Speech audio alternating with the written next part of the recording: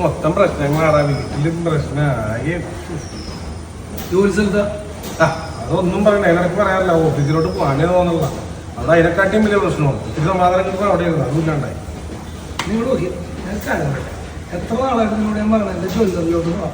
ഞാൻ അവിടെ നിന്ന് സാധനം ജ്വല്ലറി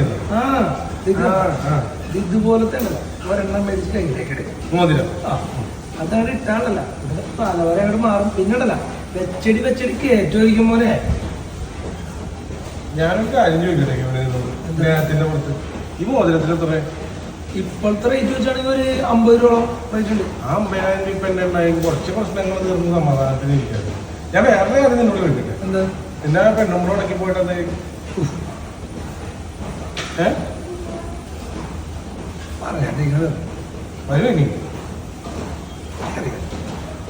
അതെ, ഈ 2-3 ആഴ്ച നിന്റെ വണ്ടി ആ കളഞ്ഞ വെച്ച് കൂട്ടിയില്ലേ കാറ്, അത് ഇന്ന് കിട്ടുന്ന നാളെ കിട്ടുന്ന പറഞ്ഞിട്ട് അതെന്തായി? അതാണ് നമ്മൾ കിടപ്പുടിയിട്ട് അവിടെ തന്നെ കിടപ്പാണ്. ഇത്രേ പ്രശ്നങ്ങളുള്ള നീയാണ് നിന്റെ ജ്വല്ലറികൾ ഈ പറഞ്ഞ മോതിരങ്ങളൊക്കെ ഇരിക്കണം. അതെ, അത് നിനക്ക് എന്നെക്കാട്ടിയും കൂടുതൽ പ്രശ്നങ്ങളാണ്. ആ നീയാണ് എന്നെ ഉപദേശിച്ച് വെച്ചടി വെച്ച് ആ കാർ മേളിലേക്ക് വിടും. ഞാൻ എൻ്റെ ഇവിടെ കുറവുള്ളൂ.